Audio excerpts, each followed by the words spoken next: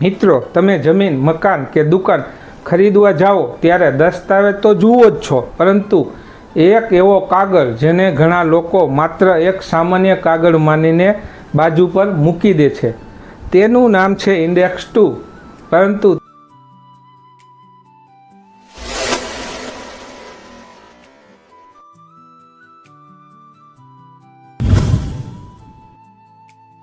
પરંતુ તમને ખબર છે કે આ ઇન્ડેક્સ 2માં તમારી જમીનના સોદા વિશે એવી ઘણી મહત્ત્વની માહિતી હોય છે જે મિલકતની તપાસ કરતી વખતે ખૂબ કામમાં આવી શકે છે. અને સૌથી મોટી વાત, જો કોઈ તમને કહે મારી પાસે ઇન્ડેક્સ 2 છે એટલે આ મિલકત સંપૂર્ણપણે મારી જ છે, તો શું માત્ર ઇન્ડેક્સ 2 જોઈને તમે આ વાત સાચી માની શકો? તેનો જવાબ છે એટલું સરળ નહીં. આજે આપણે સરળ ભાષામાં સમજવાના છીએ કે ઇન્ડેક્સ 2 એટલે ખરેખર શું, તેમાં શું લખેલું હોય છે, તેનો ઉપયોગ ક્યાં થાય છે, અને મિલકત ખરીદતી વખતે ઇન્ડેક્સ 2માં કઈ ભૂલ તમારા માટે મોટી મુશ્કેલી ઊભી કરી શકે છે. સૌથી પહેલાં એકદમ સરળ ભાષામાં સમજીએ. જ્યારે કોઈ મિલકત સંબંધિત દસ્તાવેજ રજીસ્ટર થાય છે, જેમ કે વેચાણ દસ્તાવેજ, ભેટ દસ્તાવેજ અથવા અન્ય નોંધણીપાત્ર દસ્તાવેજ, ત્યારે તેની નોંધણીની મહત્ત્વની વિગતો રજિસ્ટર રેકોર્ડમાં નોંધાય છે. આ નોંધણીમાંથી તૈયાર થતી વિગતોના આધારે જે સારાંશ રૂપે નોંધ મળે છે તેને સામાન્ય રીતે ઇન્ડેક્સ 2 તરીકે ઓળખવામાં આવે છે. એટલે તમે એમ સમજો કે આખો દસ્તાવેજ એ એક મોટું પુસ્તક છે અને ઇન્ડેક્સ 2 એ સોદાની મહત્ત્વની માહિતીનું ટૂંકું ચિત્ર છે.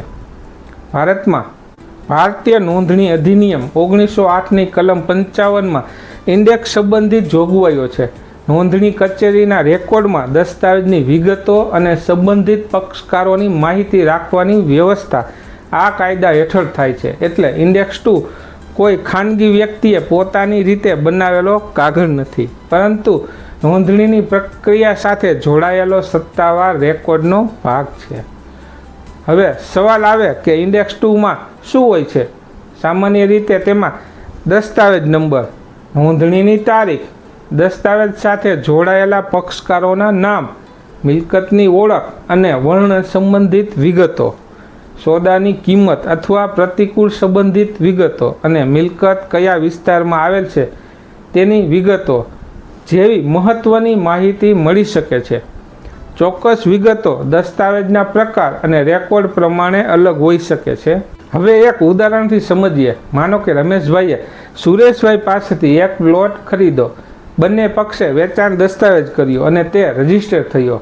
હવે રમેશભાઈને ઇન્ડેક્સ 2 મળે છે. તેમાં રમેશભાઈનું નામ ખરીદદાર તરીકે અને સુરેશભાઈનું નામ વેચનાર તરીકે જોવા મળે છે. સાથે દસ્તાવેજ નંબર, નોંધણીની તારીખ અને મિલકત સંબંધિત વિગતો પણ જોવા મળે છે. એટલે કોઈ વ્યક્તિને એ સોદો ક્યારે અને કોની વચ્ચે રજીસ્ટર થયો તેની પ્રાથમિક માહિતી સમજવામાં ઇન્ડેક્સ 2 મદદરૂપ થઈ શકે છે. પરંતુ અહીં એક બહુ મોટી વાત છે. ઇન્ડેક્સ 2ને આખા વેચાણ દસ્તાવેજનો વિકલ્પ ન માનવો. ઇન્ડેક્સ 2માં સોદાની સારાંશરૂપ માહિતી હોય છે, જ્યારે મૂળ નોંધાયેલો દસ્તાવેજમાં પક્ષકારોની શરતો, હકો, જવાબદારીઓ અને મિલકતના સોદાની વિગતવાર જોગવાઈ હોઈ શકે છે. એટલે કોઈ મિલકત ખરીદતી વખતે ઇન્ડેક્સ 2 જોઈ લીધો એટલે બધું તપાસી લીધું એવું માનવું યોગ્ય નથી. ચાલો હવે એક કલ્પિત પરંતુ એકદમ વાસ્તવિક લાગતી ઘટના સમજીએ. ધારો કે મહેશભાઈએ એક જમીન ખરીદવાનું નક્કી કર્યું. વેચનાર કહે, ભાઈ ચિંતા નહીં કરો, મારી પાસે ઇન્ડેક્સ 2 છે અને તેમાં મારું નામ છે. મહેશભાઈ ઇન્ડેક્સ 2 જોયું અને ખુશ થઈ ગયા. તેમને લાગ્યું કે હવે જમીન એકદમ સાફ છે. પૈસા આપીને દસ્તાવેજ પણ કરી નાખ્યો. થોડા સમય પછી ખબર પડી કે જમીનના હક અંગે અગાઉથી કોઈ વિવાદ ચાલી રહ્યો હતો અથવા મિલકત પર કોઈ જૂનો હક, બોજો, દાવો હતો. હવે રમેશભાઈ કહે, પણ મેં તો ઇન્ડેક્સ 2 જોયું હતું. અહીં સમસ્યા એ છે કે માત્ર એક ઇન્ડેક્સ 2 જોઈ લેવાથી મિલકતનો સંપૂર્ણ કાનૂની ઇતિહાસ તપાસાઈ જાય એવું નથી. હવે આ વાત ખાસ યાદ રાખજો. ઇન્ડેક્સ 2 ખૂબ ઉપયોગી છે, પરંતુ તે એકલું પૂરતું નથી. હવે ઘણા લોકોને પ્રશ્ન થાય કે ઇન્ડેક્સ 2 અને 7/12 એક જ વસ્તુ છે. તો ના, બંને અલગ પ્રકારના રેકોર્ડ છે અને બંનેનો ઉપયોગ અલગ હેતુ માટે થાય છે. ખેતીની જમીન માટે 7/12માં જમીનના રેવન્યુ રેકોર્ડ સંબંધિત માહિતી જોવા મળે છે, જ્યારે ઇન્ડેક્સ 2 નોંધાયેલા દસ્તાવેજ અને તેની નોંધણી સંબંધિત વિગતોના સાર આપે છે. ગુજરાત સરકારના રેવન્યુ વિભાગની સેવાઓમાં 7/12 પ્રોપર્ટી કાર્ડ અને દસ્તાવેજ નોંધણી જેવી સેવાઓ અલગ રીતે દર્શાવવામાં આવે છે. એટલે જો તમે જમીન ખરીદવા જાઓ તો માત્ર 7/12 જોઈને નિર્ણય ન લો અને માત્ર ઇન્ડેક્સ 2 જોઈને પણ નિર્ણય ન લો. બંને રેકોર્ડની માહિતી વચ્ચે મેળ બેસે છે કે નહીં તે જોવું ખૂબ જરૂરી બની શકે છે. હવે બીજો સવાલ, ઇન્ડેક્સ 2 એટલે માલિકીનો અંતિમ પુરાવો. અહીં ખૂબ સાવધાની રાખવાની જરૂર છે. ઇન્ડેક્સ 2 એ નોંધાયેલા વ્યવહારની સત્તાવાર નોંધણી વિગતો દર્શાવતો મહત્વનો રેકોર્ડ છે, પરંતુ કોઈ વ્યક્તિના માલિકીના હકોનો સંપૂર્ણ નિર્ણય માત્ર ઇન્ડેક્સ 2ના આધારે કરી દેવો તે યોગ્ય નથી. મિલકતના હક માટે મૂળ દસ્તાવેજો, અગાઉના દસ્તાવેજોની કડી, રેવન્યુ રેકોર્ડ, પ્રોપર્ટી કાર્ડ તે જ્યાં લાગુ પડે ત્યાં, વારસાઈ સંબંધિત રેકોર્ડ, કોર્ટના હુકમો, બોજા અથવા અન્ય દાવાઓ જેવી બાબતો પણ પરિસ્થિતિ પ્રમાણે તપાસવી પડે છે. અને મિત્રો, અહીં એક બહુ સામાન્ય ભૂલ થાય છે. કોઈ વ્યક્તિને ઇન્ડેક્સ 2માં વેચનાનું નામ દેખાય છે એટલે તરત જ માની લે છે કે આ વ્યક્તિ પાસે સંપૂર્ણ અને નિર્વિવાદ માલિકી છે, પરંતુ મિલકતની તપાસમાં માત્ર નામ જોવું પૂરતું નથી.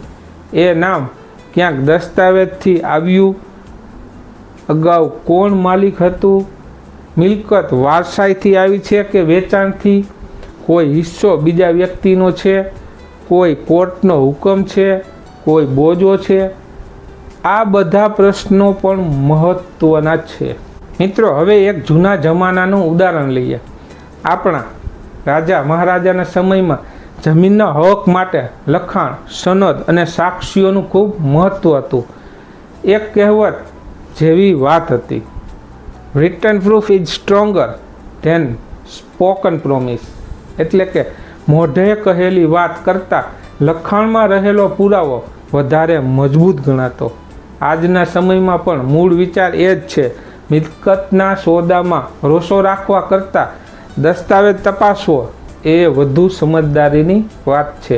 પરંતુ આજના કાયદામાં કયો દસ્તાવેજ કેટલો પુરાવો આપે છે તે કેસની હકીકત અને કાયદા પર આધાર રાખે છે. હવે વાત કરીએ કે ઇન્ડેક્સ 2 ક્યારે કામ આવે છે. માનો કે તમે કોઈ જૂનો જમીનનો સોદો શોધવો છો. તમને દસ્તાવેજ નંબર, નોંધણી વર્ષ, પક્ષકારોના નામ અથવા મિલકત સંબંધિત માહિતી મળી શકે છે. આવી વિગતોના આધારે નોંધણી થયેલા વ્યવહારોની ઓળખ કરવામાં ઇન્ડેક્સ 2 મદદરૂપ થઈ શકે છે. ગુજરાતમાં દસ્તાવેજ નોંધણી અને સંબંધિત રેકોર્ડ માટે સરકારની ઓનલાઈન સેવાઓ પણ ઉપલબ્ધ છે. ગુજરાત રેવન્યુ વિભાગની વેબસાઇટ પર દસ્તાવેજ નોંધણી અને જમીન રેકોર્ડ માટેની ઓનલાઈન સેવાઓ દર્શાવવામાં આવી છે. પરંતુ અહીં એક વાત કે ઓનલાઈન માહિતી દેખાય એટલે દરેક કેસમાં એ જ માહિતી આખી કાનૂની તપાસ છે એવું માનવું નહીં.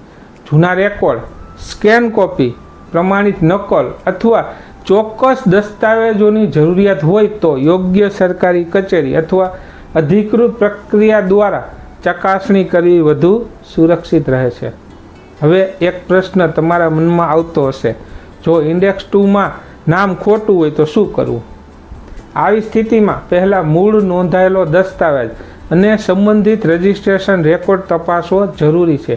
ભૂલ કઈ પ્રકારની છે તેના આધારે સંબંધિત રજિસ્ટ્રેશન કચેરીમાં યોગ્ય અરજી અથવા કાયદેસરની પ્રક્રિયા જરૂરી બની શકે છે. જો મુદ્દો માત્ર ટાઈપિંગ ભૂલ નથી પરંતુ માલિકીના હકનો ગંભીર વિવાદ છે તો માત્ર રજિસ્ટ્રેશન કચેરીમાં અરજી કરવાથી હકનો અંતિમ નિર્ણય થઈ જાય એવું નથી.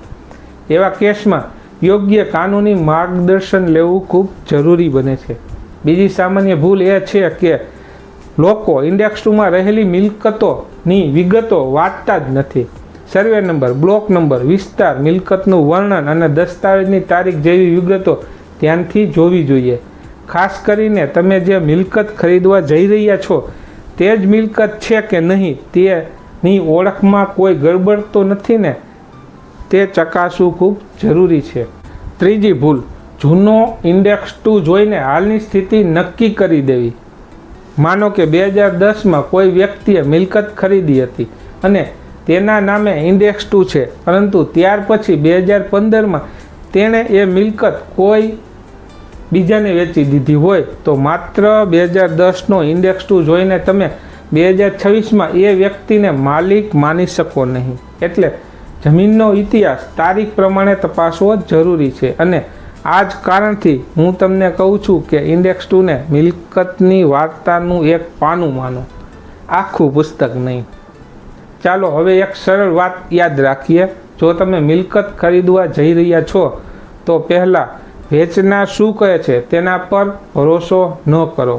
સંબંધિત દસ્તાવેજો જુઓ, ઇન્ડેક્સ 2 તપાસો, 7/12 અથવા પ્રોપર્ટી કાર્ડ જ્યાં લાગુ પડે ત્યાં તપાસો, અગાઉના દસ્તાવેજોની કડી તપાસો, જરૂર હોય તો બીજા અથવા અન્ય દાવાઓની તપાસ કરો અને જો મિલકત વારસાઈની હોય, કોર્ટ કેસ સાથે જોડાયેલી હોય અથવા હિસ્સેદારીવાળી હોય તો માત્ર કાળજી રાખો. મિત્રો, મિલકતના સોદામાં એક વાત બહુ કામની છે. પૈસા આપતા પહેલાં તપાસ, દસ્તાવેજ કરતાં પહેલાં ખાતરી. અને કારણ કે પૈસા આપ્યા પછી સમસ્યા ઊભી થાય તો ઘણીવાર પાછળથી દોડધામ, ખર્ચ અને કોર્ટની પ્રક્રિયા લાંબી થઈ શકે. તો આજે આપણે સમજ્યા કે ઇન્ડેક્સ 2 એ નોંધાયેલી મિલકત સંબંધિત દસ્તાવેજોની મહત્ત્વની વિગતો સત્તાવાર સારાંશ રૂપેનો રેકોર્ડ છે. તેમાં પક્ષકારોના નામ, દસ્તાવેજની નોંધણી સંબંધિત વિગતો અને મિલકતની ઓળખ માટેની મહત્ત્વની માહિતી મળી શકે છે. તે ખૂબ ઉપયોગી છે, પરંતુ માત્ર ઇન્ડેક્સ 2 જોઈને મિલકત સંપૂર્ણ કાનૂની રીતે સાફ છે અથવા માહિતીનો અંતિમ નિર્ણય થઈ ગયો છે એવું માનવું યોગ્ય નથી. 7/12 પ્રોપર્ટી કાર્ડ, મૂળ દસ્તાવેજો અને અગાઉના વ્યવહારો અને જરૂર હોય ત્યાં અન્ય કાનૂની રેકોર્ડ પણ તપાસવા પડે છે. અને અંતે હું તમને એક વાત કહીશ કે મિલકત ખરીદતી વખતે વેચનાર મારો ઓળખીતો છે અથવા વેચનાર સારો માણસ છે અથવા ઇન્ડેક્સ 2માં નામ છે એટલે બધું બરાબર છે, એવી વાત પર આંખ બંધ કરીને ભરોસો ન કરશો. મિલકતનો સોદો જીવનની મોટી બચત સાથે જોડાયેલો હોઈ શકે, એટલે કાગળ તપાસો, રેકોર્ડ તપાસો અને જરૂર પડે ત્યાં યોગ્ય નિષ્ણાતની સલાહ લો. હવે તમે મને કોમેન્ટમાં ચોક્કસ જણાવજો, તમારી પાસે કોઈ મિલકતનો ઇન્ડેક્સ 2 છે અને તેમાં લખેલી કોઈ વાત સમજાતી નથી અથવા તમને ઇન્ડેક્સ 2માં કઈ વિગતો હોય છે તે સમજાવતો અલગ વિડીયો જોઈએ છે. કોમેન્ટમાં ફક્ત ઇન્ડેક્સ 2 લખી દેજો. તમારી કોમેન્ટના આધારે હું આગળના વિષય પર સરળ ભાષામાં સમજાવીશ. આભાર.